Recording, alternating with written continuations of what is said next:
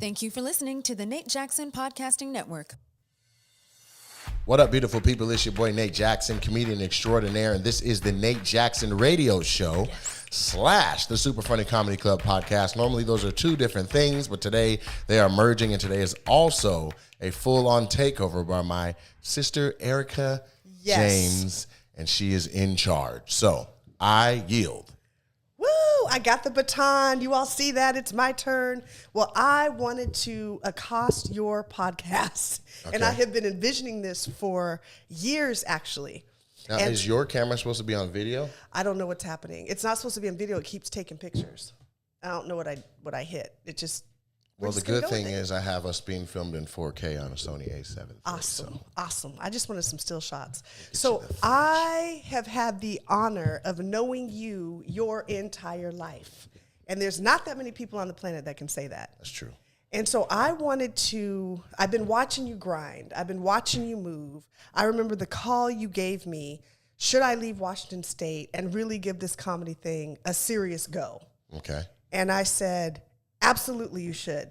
I call you Nathaniel. I hope that's not bad for the radio show. I know the world knows you as Nate. It's too late. It's too I've already said Nathaniel. I've heard people say Nathaniel, but Nathaniel. And I said, you absolutely need to be there. And here's the crazy thing. I don't know if you remember this. You said to me that if I go to LA, I'm going to get bumped by comedians like Tommy Davidson.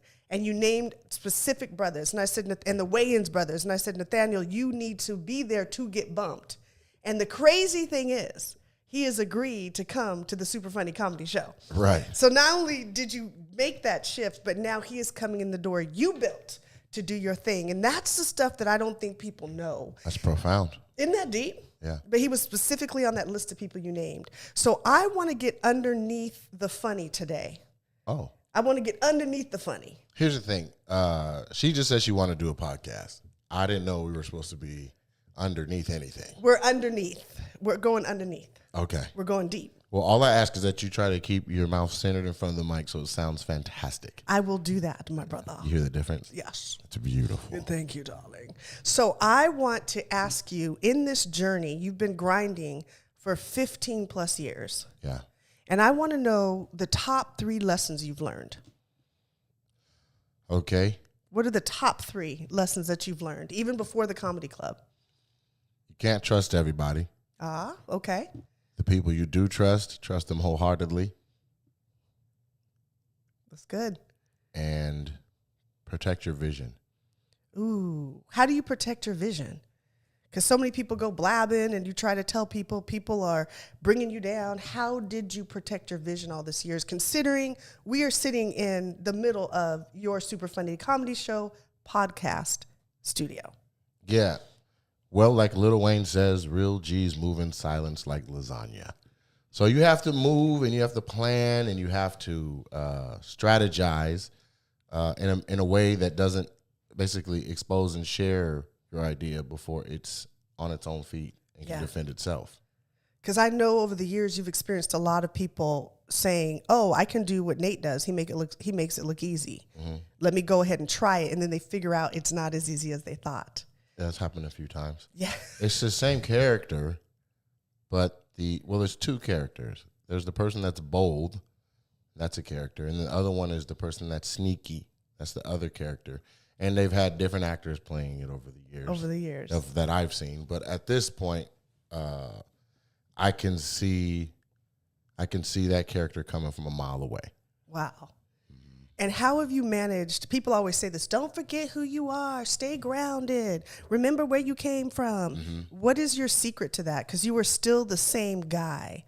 Anytime I sat in your opening and you had your last 3 roommates, which is miraculous, here that flew up from LA. You had college homies. Here's the thing. I didn't have 3 roommates at one time. My 3 last roommates in a row, most current, second most current, and furthest most current, all were like, oh, for sure. Because if you, like women, you can live with a woman for 6 months and I hate you. You know what I mean? To know you had, 10 or 12 years of roommates that were up here? Yeah. Who just were like, I can't miss this. And the other thing I know about them is you impacted their life with your work ethic. and with what you modeled. So I want you to roll it back a little bit and think about a new comic coming up, a new person saying, okay, I've got a vision, I've got a dream. How should my day look? How should my time look? How do I work this from a work ethic standpoint? Are you hitting stages? Yes, let's say this person's hitting stages. Okay, well, you just kissed all of your nights goodbye for the next 3 to 5 years. Okay. Because you need to be performing. Your days, when you first start out, your days are going to be wide open, and you're going to wonder how you're going to make money, and you're going to be hungry. Very hungry. Very hungry. Very hungry. But if you maximize what you do during the day, it makes the nights smoother. It makes you maximize your time. So things have changed since I started, but the internet is a much more poignant place for somebody to be. Yeah. You have to. Yeah. So that's what you do during the day. You make sure you're working on your footprint on the internet so that people are exposed to your funny all over the world. That's good. And then wherever you're at locally is where you hit the stages. Now, those wash each other. The more you're working on social media content, the more you're writing funny stuff all the time during the day, it starts to work its way into your sets. And then your sets grow. And then when you're growing your sets, that also vice versa works its way back into what you're doing during the day and your social media stuff. Yeah. You need to learn your voice. You learn to learn your voice. How did you learn your voice? Same way, just by doing it, hitting 10,000 hours of being on stage in every scenario, whether that was Roy, Washington, which is like a tiny little conservative city full of cowboys and farmers in front of 16 people, where I brought my friend with me, and he was like, you have to be funny tonight. Like that kind of thing. Like we felt like our lives were in danger if I bombed. All the way to performing on Summer Jam in front of 80,000. But you have to put the notches on your belt. You have to have no scenario in which feels foreign to you. You have to conquer your nerves. Ooh, that's good. Yeah. That's good. And now you come from a family that I'm a part of that we all make our living behind the mic in some way. And what did you pull from the Jackson vibe that you grew up in, that you take on stage, that you still tap into? What I found over the years is that it's easy to take for granted that I was raised a certain way, but it is, the fact is I grew up in a household where nobody had a 9-to-5. Everybody was an entrepreneur. And so when those are your examples, early on you realize you can make a path for yourself. You just need to figure out your lane. It's acceptable, and everybody will support you in that journey doing so. Yeah, that's good. So walk me through an average day. I know you live between two cities, running your comedy club, and for years you've done it, even before you had the physical club, and we're going to get to that in a minute because it's so awesome. Okay. But walk me through your average day on tour. If you're touring, I know you just came off the road with 84 different colleges. Walk me through an average day in the life of Nate Jackson. I get up, and while I'm eating, I might look at, like, say, the USA Today or whatever paper that the hotel has given me. I look over that while I eat, and then I'll turn on my phone,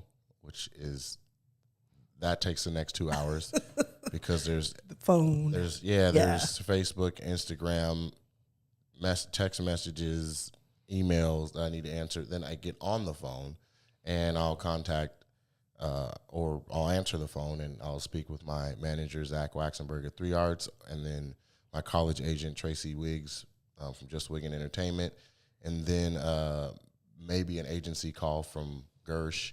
And those don't take that long because we would have spoken the day before. Yes. And then depending on where I need to be that night and how much travel time I need, I may, just leave, or I might grab lunch on my way and then head to the next place. Or sometimes that's shifted by an early flight or whatever, where it's like, all right, I had to fly first thing in the morning. Then when I landed, I did that routine. Then I'll try to shoot some content because when you're on the road, you feel disconnected from everybody, and Good so grief. I try to, I'll try to shoot a split screen video or write a sketch idea or If I have a decent idea that I can't get to while I'm on the road, I'll call who I think can capture it best and just give it to them. Then I'll go over my set list. What is it, 5 o'clock by now? You've done all this before 5 o'clock. This is probably 3 p.m. Goodness gracious. And so then I'll review my set list and go over the jokes that I want to do. And then if there's anything that I'm working on stage, I'll go over in my mind what I said the night before. If I have a recording or I have video of it, I'll watch that. Then I'll tweak it, I'll tag it, I'll add to it, and then start getting dressed for the show. Then I'll head to the show because most college shows are at either 7 or 8, and you have to arrive by 6. And then I'll just be sitting there with them, touching bases with my agent for colleges again, where he's like, you there, where you at, what's going on, and here's how much they're going to pay you, here's the person who's going to pay you, and all that. Then I'll perform, and then based on my contract, they will have had some type of meal for me. I started to ask for salads only because when you're on the road, it's after the shows, all these little cities, they close and you're like eating gas station food. Right. So I was getting fat. I noticed pretty quick. I was like, okay, look, I need chicken Caesar salad. I need something else. Let's renegotiate Right. this. So I'll get my check from the school, or they'll tell me, oh, this is a net 30 or whatever. I find out after the fact, which you think I would know that headed in. Like, am I getting paid after this or not? And you just don't know sometimes. Wow. The school will say, we'll pay you on the spot. And then you're like, all right, who's paying me? They're like, oh, yeah, it's 30 days. We're like, with no clue what's going on in your own life and cash flow, and you may have really needed that money to get to the next city. That's why it's extremely important to be consistent, because it's like, well, whatever, I just got paid from something 30 days ago. Okay. So I'll get paid. I'll take my little salad. I'll head back to the room. Then that's kind of the first time of the day that I have to like slow down and be on the phone talking to friends or family or any significant other, and kind of do that a little bit, maybe just like chill. Main goal, get my shoes off, put my feet up, and relax. And then that's kind of the road, because it starts all over again the next day. And that is just one day in the life. And you've been working that day for a year and a half on the road. Yeah. Not to mention that whole comedy club when you're working the club scene. Right. I mean, so there's a little bit of other like wiggle room stuff in there where like I was developing a script for essentially what is Harlem Nights 2 called Black Vegas. So I was working on that during that chunk from like 3 to 5, or me and BT Kingsley were developing a movie called Bait Shop. So we would work on that at that time, or it's just something. We're always just trying to develop something. So that's one day. So I don't know. I'm about to age myself because I know there's 13 years in between me and my bro, but we consider ourselves twins. Mm-hmm. Man, there was this show that came on in the 70s called The Bionic Man. Bionic Man? The Bionic Man. I don't heard of Wonder Woman. Well, there was the Bionic Man. Okay. And there was a Bionic Woman. Okay. And the Bionic Man and the Bionic Woman they were part robot, part human being, and so they could have these, these extra powers. And I'm sitting here listening to your day going, you're bionic. They're just, I mean, I thought I had some work ethic, and you run circles around me. The average person would not be able to make it a week with that schedule that you just talked about, and maintain your disposition, maintain your love for people, maintain your humility. I just want you to know how incredible what you've done is. And the fact that in the midst of that, you built a 8,500 square foot comedy club. Nathaniel, that's crazy. Do you ever just stop and go, goodness gracious, are you still in the building process? How do you feel about all of this? Do you ever get to stop to feel? There was a couple of moments during the grand opening weekend that felt very surreal. Honestly, any other emotion or anything I was showing felt a little bit forced based on the event or whatever was going on, like the ribbon cutting. I was supposed to speak, so I spoke. But there was only one line in there that I really connected with, and it was where I was talking about vision. I said sometimes when you're the visionary, you can only see as far as what you think you're capable of doing. And then when other people join up to help you achieve your vision, you can see a little bit further than you could on your own. And so with the help of Team Nate and other people, family and close friends, I was able to see that this was possible. And so the grind from the road and the grind for this was different. For this, I had to find operations manager. For this, I had to find, we had to find contractors. For this, we had to find investors. Yes. And I think that was the hardest part, finding investors that I trusted, that trusted me, that knew and saw my vision and put faith in it in the form of big money at the same time as needing that money. Yes. And having an operations manager who his goal is to get it done regardless of price. Right. And in a space this big, it's hard to see it on paper and estimate what a thing would cost when everything is consistently rolling, moving, change orders. Contractor needs to come back another day. Like, it's like, how do you know? It's just like you try to have enough money in the coffers to pay for the task, and when you don't, or you foresee that you won't, you gotta go get more. And so at 4 different junctions, this was almost a stalemate. Wow. One, our construction loan was slower to monetize than it was supposed to. We'd already been approved. Everything was good. And then they took another, I think, 48 days to put the money in the account. But we had already broke ground. And so we were spending investment money, my own money. We were just spending everything with the anticipation of it coming. Wow. Then it came, and it was an SBA construction loan. And I don't know if it's because we hadn't done this before or what, but the construction loan was specifically for construction. It couldn't be used for anything else. So all of the stuff we were paying, administrative things and paying for wages and fees and all the stuff that I was paying that I was anticipating being reimbursed, when it monetized, we couldn't touch it. Goodness So gracious. there was still a need for investment dollars that could go where they needed to go, that we could touch and spend however we needed to. So it's just been a process of going. And so upon completion and certificate of occupancy and passing all of the gamut of inspections and final inspections. Sorry about that. I'm banging up your table. I'm sorry. It's all good. But podcast table. Upon, when we passed all the inspections and my operations manager, oversaw, he did what he was paid to do and he did his job. We had some bumps along the way, like I said, financially, but we got things taken care of. And in the grand scheme of things, we paid for everything and got everything done. And, in that process, some faith in the business plan can be lost. Yes. Because if you don't understand my vision, or you haven't grinded like I've grinded, or you haven't seen the people show support like I have seen them do on a first case scenario, like my own eyes basis, then it's easy for your confidence in the project to be fleeting when you keep hitting money problems. Yeah. I think it takes a special person to just be like, we can do it no matter what. I was saying that, my team was saying that, but everybody wasn't in that same space. Good thing is we did complete it. We got everything done. The investors came in. Some of them came in the midnight hour, but they all came in. We all got it done. And then we had our grand opening weekend, and we blew every preconceived come on yes investment projection that we had, and that was at somewhere between 35 and 50% occupancy. So what we learned just off of that one opening weekend is that the club is not a $1.7 million club. The club is really something like $3.5 to $4 million club, if allowed to open and operate at full capacity. When it will be.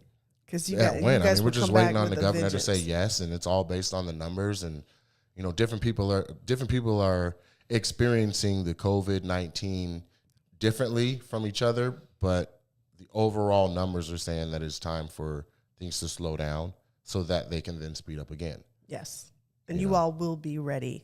And I call it the slingshot, when it looks like you're on hold or it's going backwards, but it's about to catapult forward. Right. And So we felt that in the first place because of how much people were hanging out. And you go outside and see the freeway is full of people that are like, I'm not saying it anymore. You can see it. But having the grand opening and seeing the success of it and seeing the sheer numbers of people that came and how safe they operated and how they conducted themselves and then how much they consumed as customers, Yes. put everything into perspective. It was like, for me, it was a pretty big I told you so moment that I didn't even have to say. Right. But for anybody who had any doubts, it was like, oh my goodness. So every investor, whether they came in right on time or they came in the midnight hour, all of them were like, this is going to be a fantastic investment. Yeah. And to the point that now that we have to shut down again, it's like the calls were extremely smooth. Wow. It's not an easy call to call your investor and tell them that we have to pause, but they know if we could open, we would open. And it's all based on Inslee, Governor Jay Inslee, and his determination of what is allowed and not allowed. There's a lot of confusion, even coming out of the governor's office, and then even coming from the Liquor Control Board. There's a lot of confusion about what's what. But the main thing is right now they just kind of need everything to freeze. That is anything more than 10 people. Yes. So it is no joke, and I just want to pay honor to you for having this unforeseen things that so many businesses have, but live entertainment has been deeply impacted, and you all proved that this thing will not only operate effectively, but thrive. Yeah. So I had a moment. So you all see this incredible blue, right? It's like this deep midnighty, I don't even know, but it does something to you when you walk into this club. And I said to you, oh, who picked the paint? And you said it was number 3. What is it? What number? 00AF84. But when that comes up on the hex, I adjusted it a little bit, and that's the color I chose. So to me, that is demonstrative of how much of you is in this. This isn't somebody else's idea. Tell me all of the things from what did you choose? How much did you have to do with what we see around us? We're on the second floor of an 8,500 square foot comedy club. Unprecedented. Mm-hmm. The one we have in Raleigh, they have about 80 seats, and you literally sit like this. Wow. You can't move, and they sell every seat, and you can't even put your purse on a chair because it's so close. So that's what people think when they think comedy club. Right. Like, oh, we're going to seat 80 people and not 350. Right. So how much of this is you versus other people telling you what to do? Well, I did not design the bar. That was Joey. The checkered floors. Most of the design decisions were, hey, Nate, what do you think about this, or what do you think about that? And I'd be like, the left one, or I like the right one.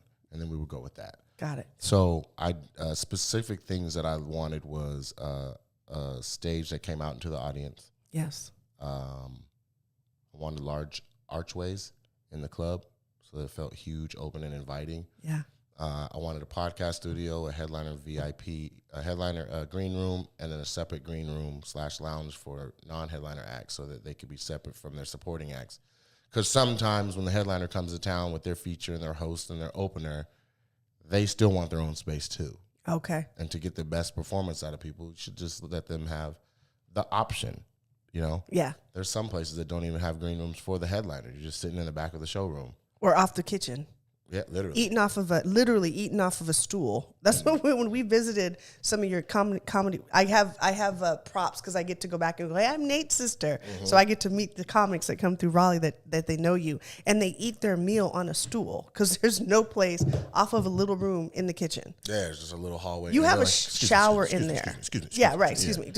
Yeah, shower, because there's so many times when we were on the road and, shows at 8, we left at 2, we went to the bathroom, stopped, we ate or whatever, and before you know it, it's 7:45 and we're 30 minutes out.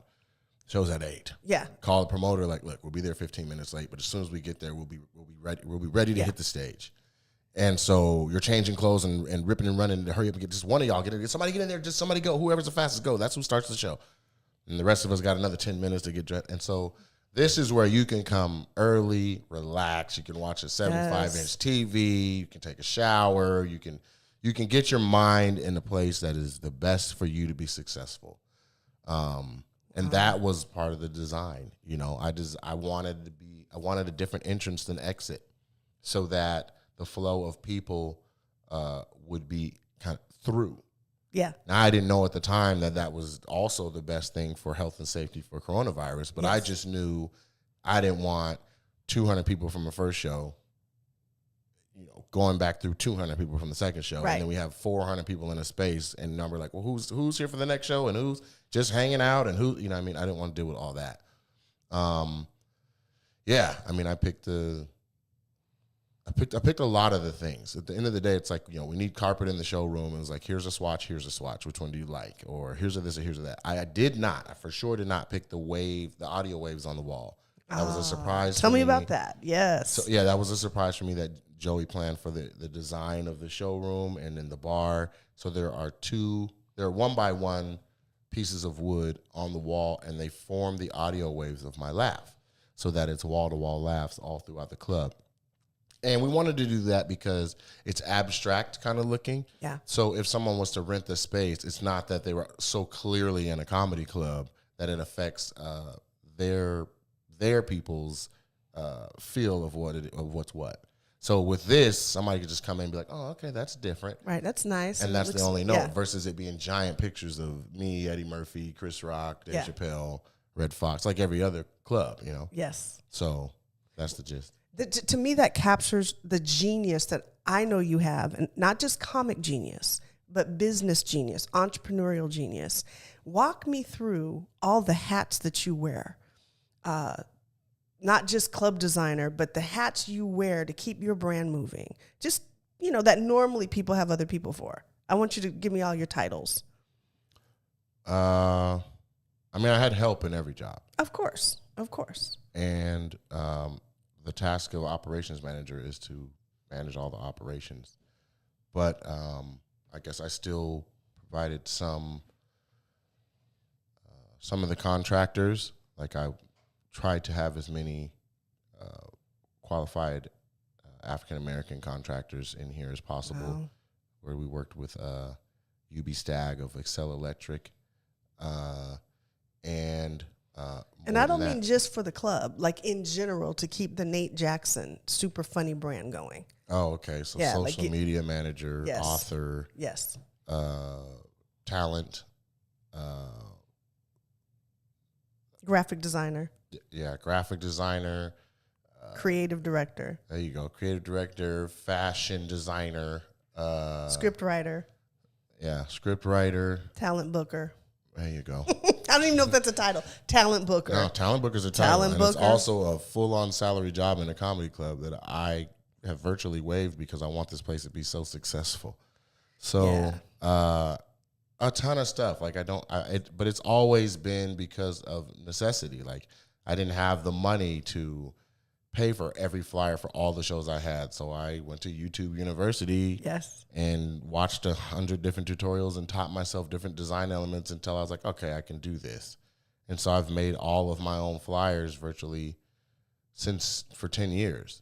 Every now and then I'll mix it up if I'm up and have somebody else design something just because they have a different eye creatively. Like, man, just mix me up something else different. Like I keep making the same kind of thing, or I don't even have time to do this one. Can you do it? And so it's been a lot, but it's all based on necessity, you know? Yeah, and that is awesome. And I don't think people know that about you. I don't think people understand all of the hats you wear and still manage to show up and just tear a crowd up.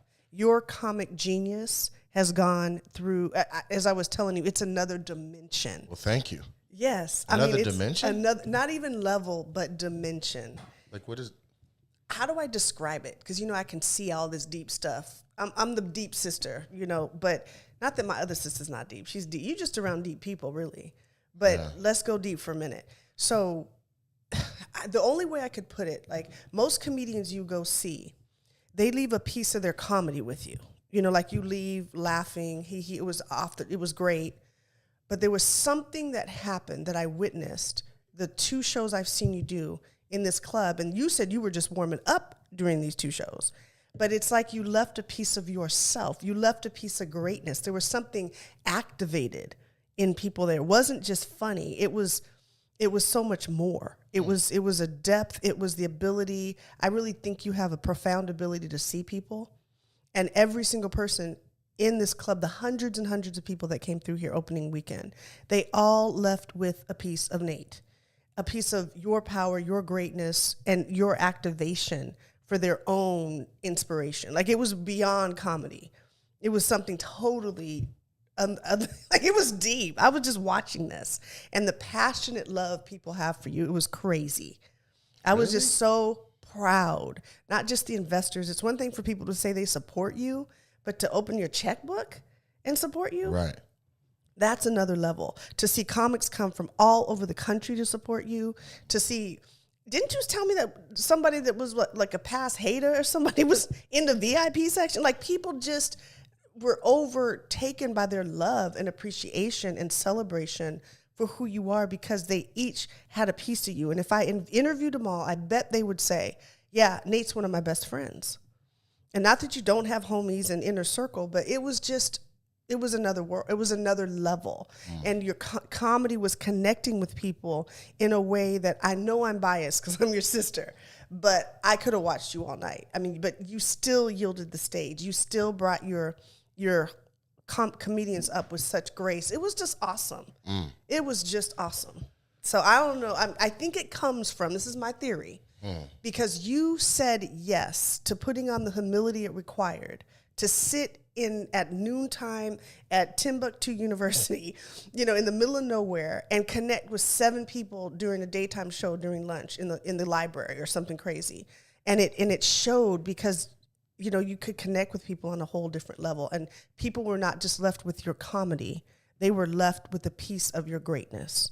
And that was incredible. That makes sense. I mean, I know that's deep to hear, but it's just real. Like, it was other dimensionally. Yeah, stuff. I'll have to. What's gonna happen? This is how this works. Like, one, thank you, because that's a phenomenal compliment, based on an honest observation by you. So what I'll do is reflect.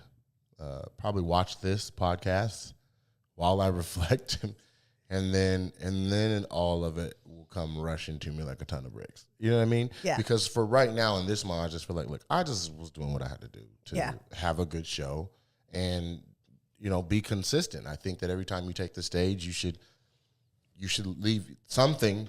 You don't even have to have jokes to say, but you should leave. There should be moments. Yeah. And the greatness in comedy is accomplished by moments, whether that's aha, or that's strong bits, or that's just people were just crying, laughing, but you have to have moments. And I learned that from Wildin' Out.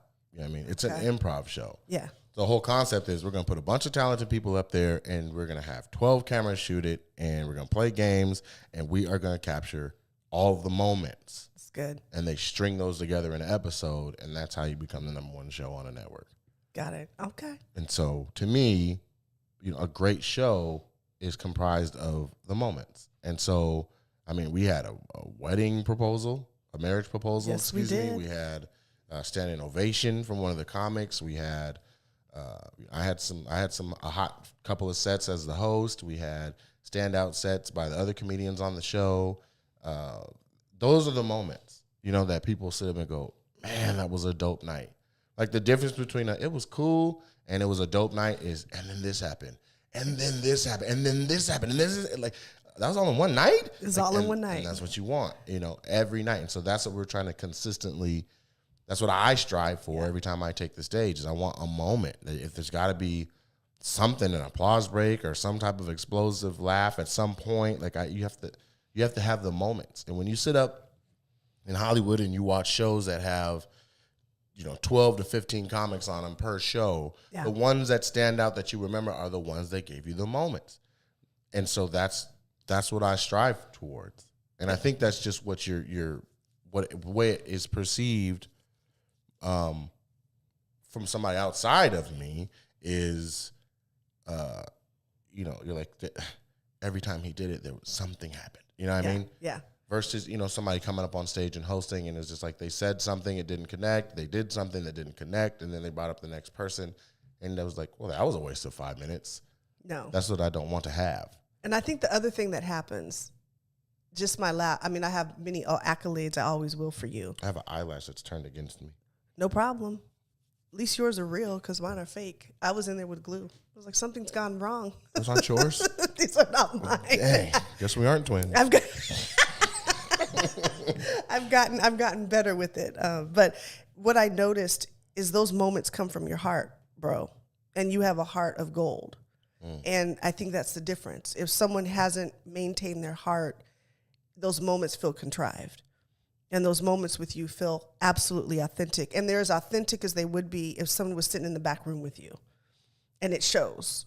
Because you have somehow, in the midst of Hollywood, in the midst of a whole bunch of crazy stories that I bet you don't even have time to tell them all, you have maintained your heart and your love for people. And it shows through your comedy.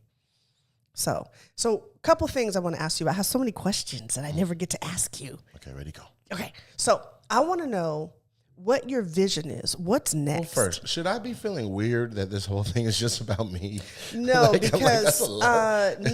because this says Nate Jackson super funny. All right. Yeah, so you should not feel weird. I hope that there's this an is audience about that wants to hear an episode that is just me answering questions about me. But this is, Is it uncomfortable? I don't know. I'm just not this narcissistic. I'm used to doing shows and we're talking about other topics, other people, other things, and then a little bit about me. This is heavy. I told you we were going underneath. All right. Underneath. So just hang with me. All right, I'm hanging. Yeah, we're going to share the parts that I don't think people get to know unless they've known you one-on-one. Tell me about your vision. What is next for Nate Jackson? We're going to get this club back open, and then we're going to franchise. Also, I'm going to go into the production side of things, and there's going to be some stand-up comedy specials that get produced. Very, very nice ones that are at or above the quality that Netflix accepts readily and openly, which means they would go find one on other networks. Off of that, there'll be some touring that happens where we'll partner with other comedy clubs and the touring and theaters and tour our most popular headliners, Super Funny Comedy Tour. All while this is still going on and that is still going on. And then I would like to, I still need my own TV show. That has to happen. We're still hardcore working to develop that. The problem is coronavirus has even, made Hollywood has had to pump the brakes. Everybody has. Yeah. And so some people aren't. I just found out yesterday that I was up for the role on Young Rock of Junkyard Dog, and I just found out that they gave it to the other guy of the two of us. And I was so perfect for that role. Wow. To the point that my manager was like, let's just keep waiting. So I don't know if it ends up being that or if it's something else or another character they find. But I wasn't even me that whole day. I was that character character, full on nappy headed beard, tow truck chains around my neck, and wasn't even having regular conversations with people. People would call me that day. I'm like, nah, I'll go to voicemail because I'm Junkyard Dog. Dog. And it showed. I really killed. And so we'll see what happens. Okay. But yeah, so there's that, and I'm still up for a role on another show called Righteous Gemstones.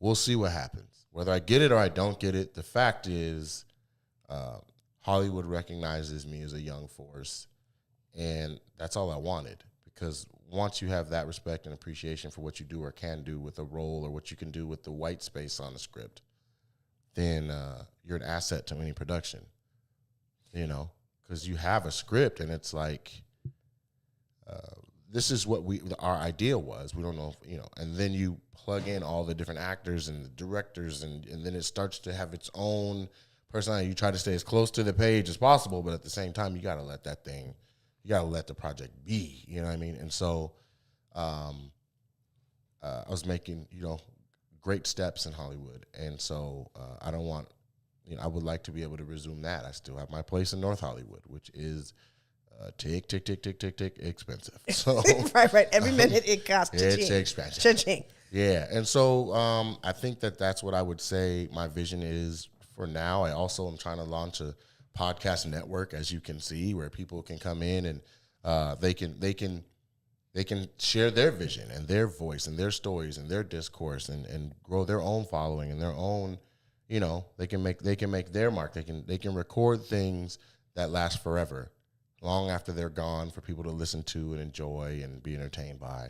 And that's what I'd like to be able to do. Are you all seeing the genius? And so many people just think you're the funny guy on stage. Your genius is mind-boggling, and that your mind goes 55,000 miles an hour per second.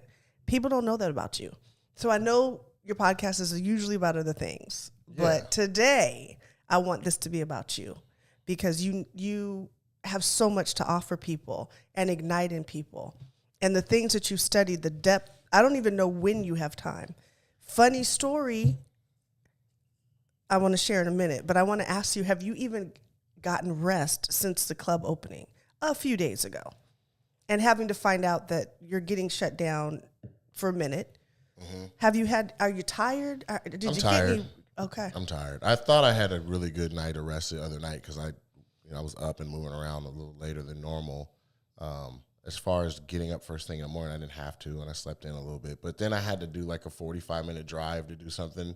And about 30 minutes in, I was like, I am tired. It's in my bones right now. Yeah, so I'm tired right now. Like, I'm not about to make a round trip to Portland driving or anything like that. That would not be wise. I'm just too sleepy. You knew when I knew you were tired? When? So this is sister-brother talk. It was hilarious. So upstairs in my parents' house, there's 2 queen beds we sleep in when I'm home and Nathaniel's home. And the other night, I got up to go to the restroom. And I'm coming back, and you were in the bed, flat, spread eagle, flat, literally flat on your face. And I looked, I was like, oh, man, Nathaniel has on brown boxers. They're skin tone boxers. And I got closer and realized there were no boxers. No, your brother was butt naked. That was just the booty naked. And I was like, he's so tired. Bless his heart, he's so tired. I'm taking these drawers off and I'm going to sleep. Going to sleep. I did not know that at any point that my butt was going to be out. My plan was, I'll be undercover. It doesn't matter what I got on. I could have on a clown suit under here. No one would be none the wiser. Apparently. No, you were so tired, you didn't even know your butt was out. My butt was out. And like a whole cheek, like my whole butt. It was all good. Did you just cover me? I left your butt out. I was like, he's really tired. I don't want to wake him up by covering up the booty, not even with the little sheet. I didn't want you to be self-conscious. If something happened to you, I would wipe your booty. So I wasn't mad seeing the booty. Right. It was hilarious. Right. That's when I realized how tired you were. You were face down, literally butt out in the air. Yeah, I've had some nights during this process and even during the last few days of ramping up, because people got to understand, there's a lot that goes into saying, all right, we're going to open. Yeah. I mean, you got to make sure everyone is hired. You have to make sure you've done all your final cleaning. You got to pass your certificates of occupancy. You got to pass all of your inspections. So everything you've done that you considered final needs another look, because if it's not, somebody can delay you. And in this particular case with coronavirus, and then also there was a holiday on the 4th of July that everybody took the Friday before and the Monday off. We had to pass everything. That's right. First time, because ribbon cutting was on the 8th, grand opening was on the 9th.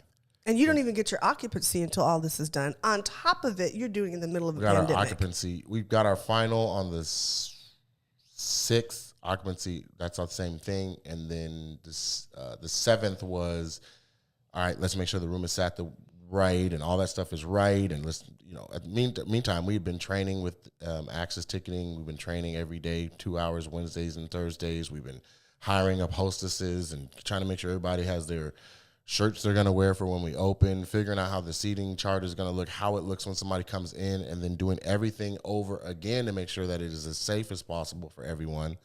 And that's all going on while the GM and the manager of the bar is training up the bartenders and the waitresses, and we still have our contractors finishing up a couple of finishing touches. I had to get the furniture for both of the green rooms still. We were still hanging a TV. We were still there's a lot going on to where I would finish up and then I would get home and then just take a nap in the driveway. I just still be in the car. If I could just make it. Yeah, there was a couple nights where Daddy was like, "You all right in there? Hey now." I'm like, yeah, I'm good. I'm sorry, I'm good. Then I get out and I go in, and it'd be 2 or 3 in the morning, and I'd go to sleep and then wake up with my phone ringing at 9:30 from somebody related some emergencies to the club, happen, yeah, or something, Or sometimes it's not an emergency. Hey, when you talk to such and such, they say yes or no. They said yes. Okay, bye. Wow. And that's the thing. I'm up now. That's the thing that's so spectacular. And you still show up on stage and knock it out of the park.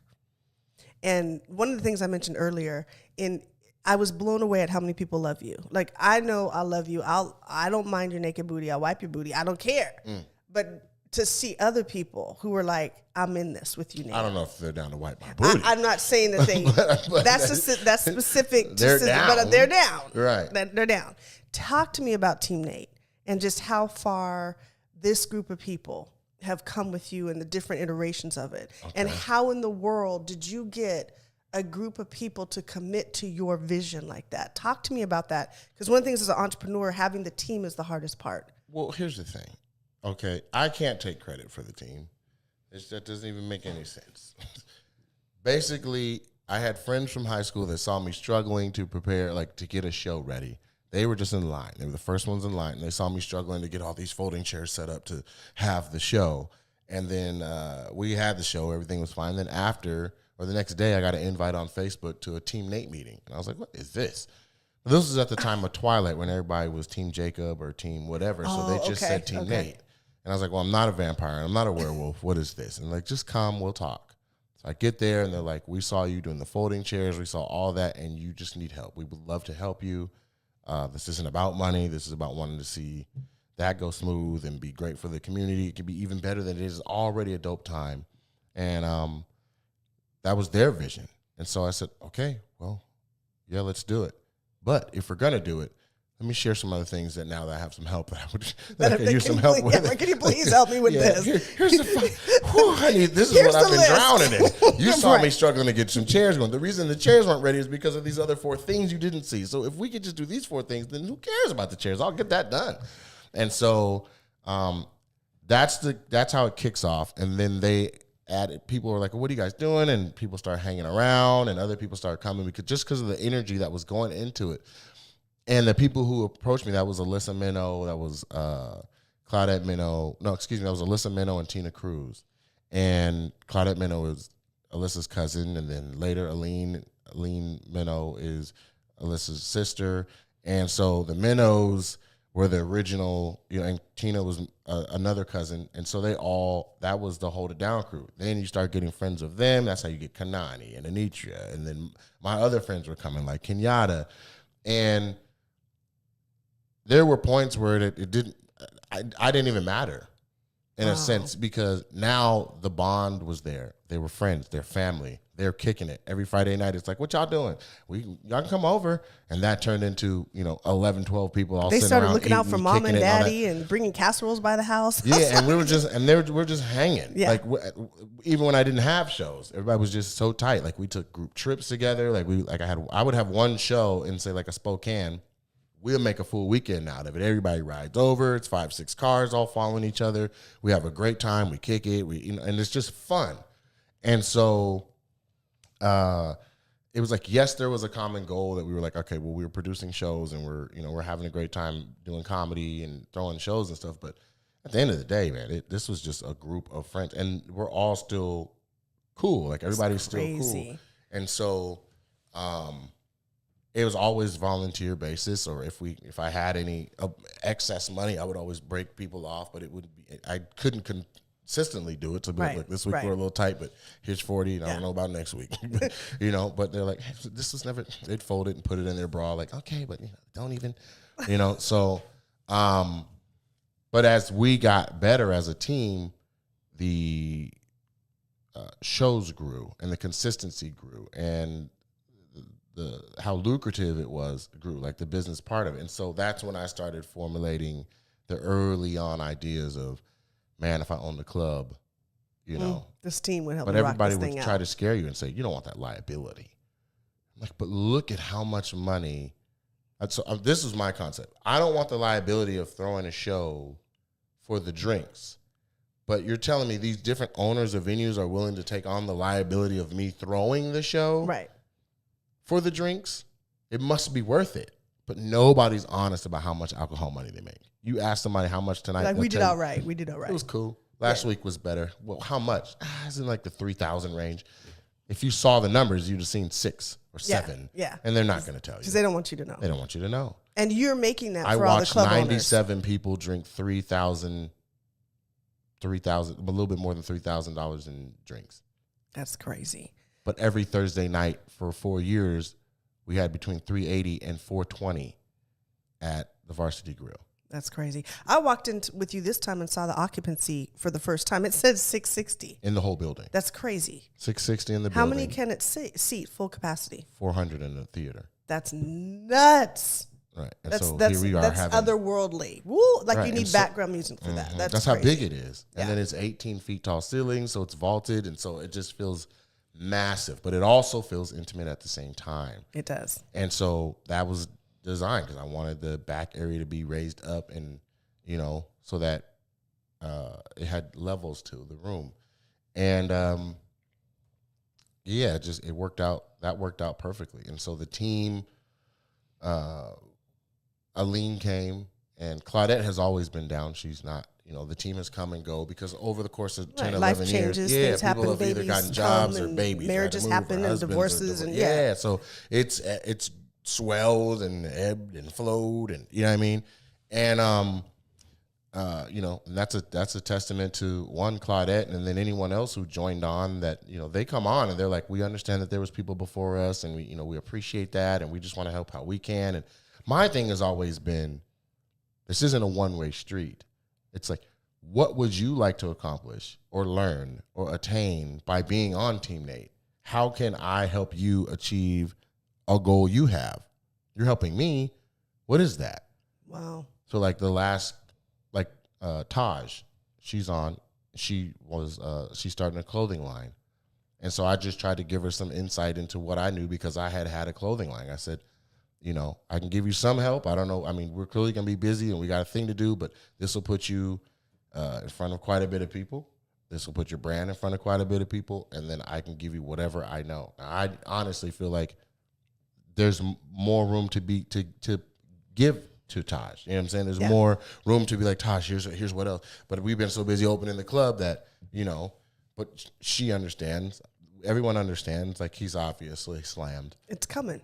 But if we sit down and chop it up about the clothing line more, then, you know, I was just trying to guide her in the direction of make sure you develop a line that changes every season and that grows and honors the colors that are popular. Like, you need to do your research. Yes. Don't just settle on 2 or 3 pieces and then selling them in town at different barbershops or salons or, you know, mom and pop scenarios.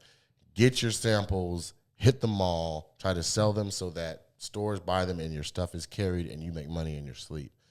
That's the kind of things I was trying to, you know, give as uplift. And then you take another person who has a different goal and you just try to give, I just try to give some insight. And then the team is so supportive that Tosh can be like, I have a fashion show. They're all going to be there and having a good time. Someone handed me a diversity, beautiful pamphlet. They're like, yes, Nathaniel hooked me up with his mother who started to, I mean, just. Oh, Sharika. Yeah, Sharika's one of, Sharika 48 is one of Tacoma's 40 under 40 or 30 under 30. Like, she's just a star in business and development and economic leadership and change for the city. And so she put together this whole plan and is launched a full-on consulting business and she's flourishing in that. And I looked at that plan and based on just all the different stuff that I've seen Mama do as an education consultant for years, I was like, you mind if I proofread this or just give it a look? Just look it over She's one like, time. what you gonna do, you know? What you gonna do, funny boy? Right. Nate, yeah. Yeah. 10 minutes later, she was like, we have to change everything. Because people don't understand your genius and your brilliance. No, but she's not that brilliant. she doesn't have any. But No, I'm just she's saying, sharp, man. To She's take it to the brilliant. next level. She gets it, but you know, it's always good to have someone who your best interest is in their interest reviewing something that you're trying to do. Gotcha. And so I just try to also do that because Sharika's done so much for the team, for me, for us. So it's like, let me see what I can do back. It's symbiotic. And I hope you all hear that. It's never been just about Nate. You've always poured into your team. Mm-hmm. It hasn't been about, let's uplift Nate. Where that's why you could get investors, because you honored relationships. That's why people said, Nate, we don't even understand the fullness of it, but if you're behind it, we're behind you. Mm-hmm. And so that loving on people and treating people right on the way up has been huge. So I know you have vision for new and up-and-coming comics, but I have a few questions that I just want to ask you. Okay. So what keeps you up at night? Movies. I thought you were going to be like, oh, the thoughts of movies. Nah, movies. I can't fall asleep during movies. Okay. So Movies if a keep good one you is up at on, night. I'm going to finish it. And so in the world, if you're building or grinding on something, what keeps you up at night? I have to complete it, or I try to. I've fallen asleep with the computer many a night, and so have most real grinders. Okay. But that was the thing. That's why it was so powerful. And any of my roommates, they would see the work ethic at the end of the hallway, and either they had it or they got it. But everybody would end up being up doing the same, like finishing what they got to finish At 3 a.m, and right. Yeah. And then, so I would say what keeps me up is the need for completing different tasks. Got it. And what do you find hilarious? What makes you laugh? Not other comics, but just in your life, what makes you laugh the hardest? My sense of humor, like the things that make me cackle, are when it's not predictable. Okay. Like I'll give you an example. I remember as a teenager, I saw the movie "Don't Be a Menace to Society While Drinking Your Juice in the Hood," which was the Wayans rendition of all of the Hood movies. And in the beginning of the movie, there's a kid riding a bike, and there's like leaves falling, and it's autumn, and he's like, man, you know what I'm saying? I got to get out of the hood, and my mom wants me to move to another place, and this is just the way that my life is right now because my dad is da-da. Somebody opens a car door, and he hits the car door in the middle of his opening monologue. I have never laughed so hard. And like in my early life, I was like, wait, what? I stopped, I rewound, I was crying. I was in the house alone, crying and rewinding, like, it was just completely unpredictable. Gotcha. Mm-hmm. And if you That's had my sense of humor. that's your sense of humor. If you had a magic wand from this point forward, what would your top wish be? If you had Will Smith in a genie bottle, what would you loose right now? It's one wish. One wish. I would get rid of coronavirus and try to heal the world some. Beautiful. That's the one wish. That's it. That's awesome. And so I am beyond proud of you. I wish you the absolute, not just wish, that sounds so hokey, but I know who you are. And it is a privilege to be sitting inside of your vision. And what people don't realize is the best is yet to come. So ladies and gentlemen, I introduce and reintroduce to some of y'all my real deal brother, Nate Jackson. It's the weirdest episode ever. Bye, y'all. Peace. Episode weird as hell.